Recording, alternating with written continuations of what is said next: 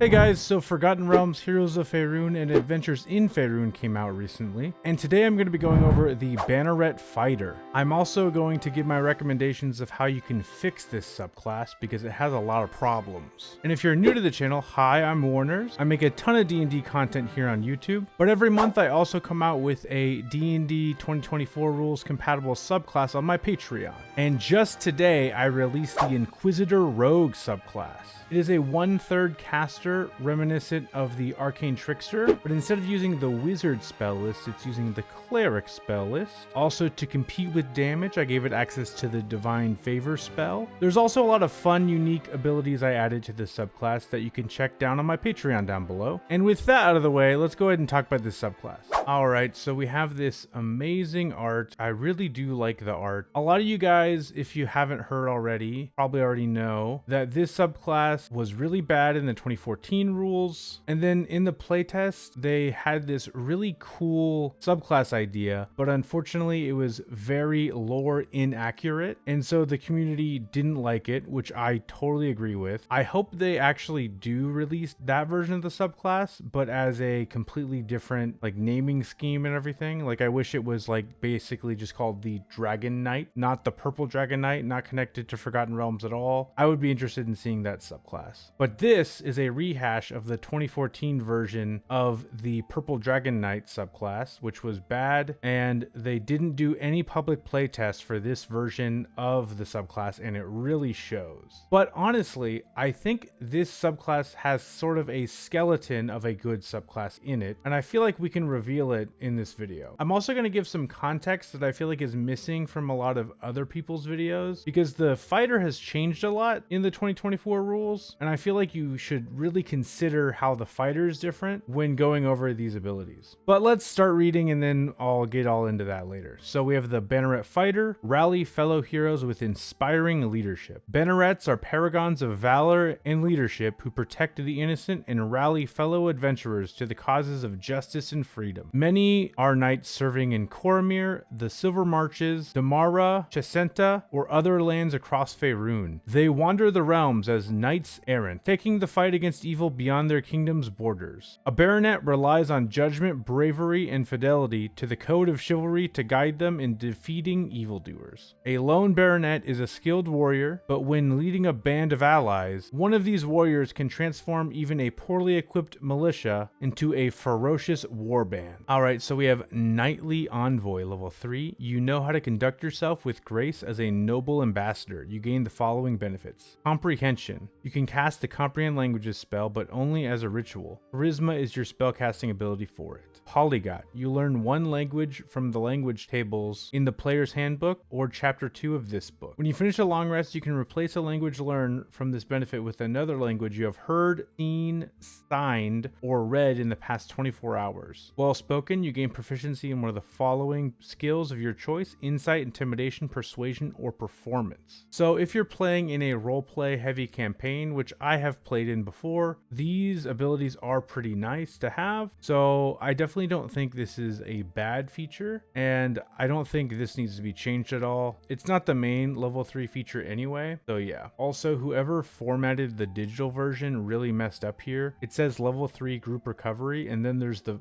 portrait, and then there's the ability. They really needed to put the level 3 group recovery below the portrait. That just would look a lot nicer. Wow, that sucks. Anyway, group recovery. When you use your second wind to regain hit points, you can choose a number of allies within a 30-foot emanation originating from yourself, up to a number of allies equal to your charisma modifier, minimum of 1. Each of those allies regains hit points equal to 1d4 plus your fighter level. Once you use this ability, you can't use it again until you finish a short or long rest. So first of all, the 2014 version was similar to this, but the target specifically had to see or hear you. So that means you couldn't heal an ally that had gone down to 0 hit points. That is now changed, so you can heal an ally that is incapacitated.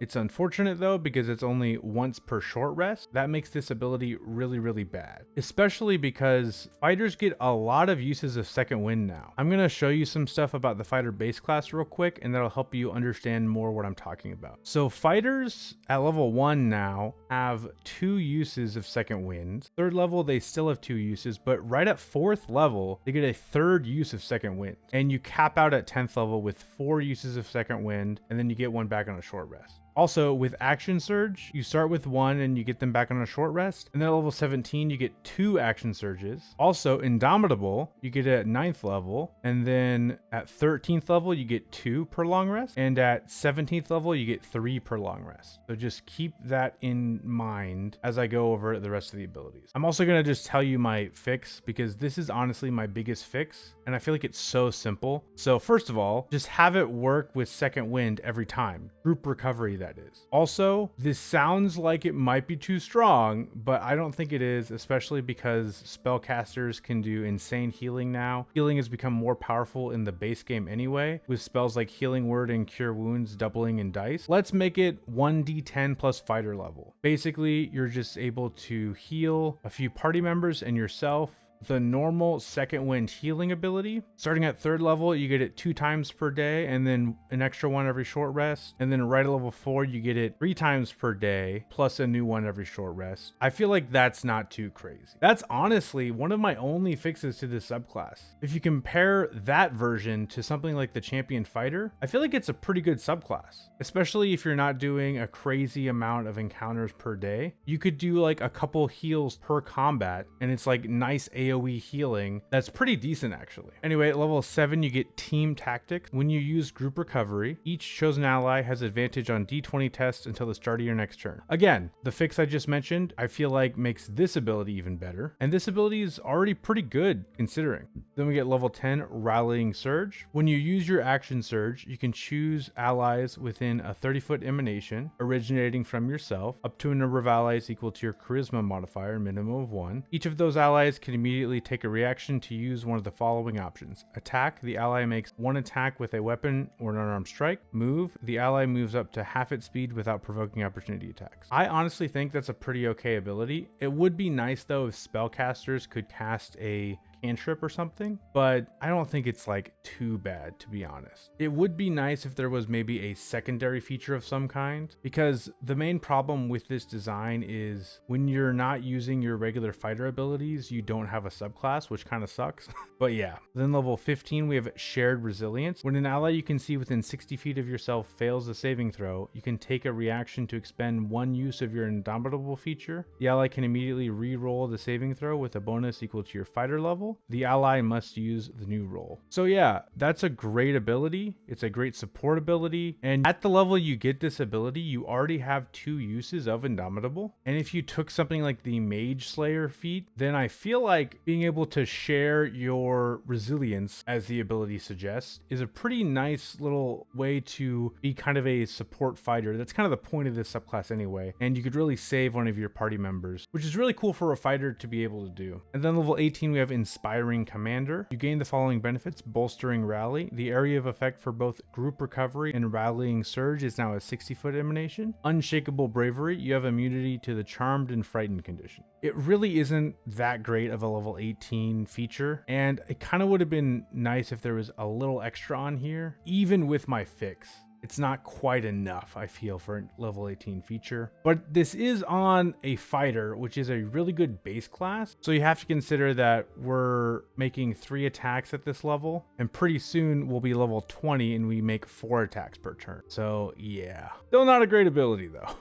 What do you guys think? Do you think if you were able to play the Banneret fighter while using group recovery every time you use second wind, and the healing being 1d10 plus your fighter level, do you think that's big enough of a fix to want to play this subclass? Let me know down below, and don't forget to check out my Inquisitor Rogue subclass that I just came out with today. Thank you guys so much for watching. Have a great rest of your day. Peace out.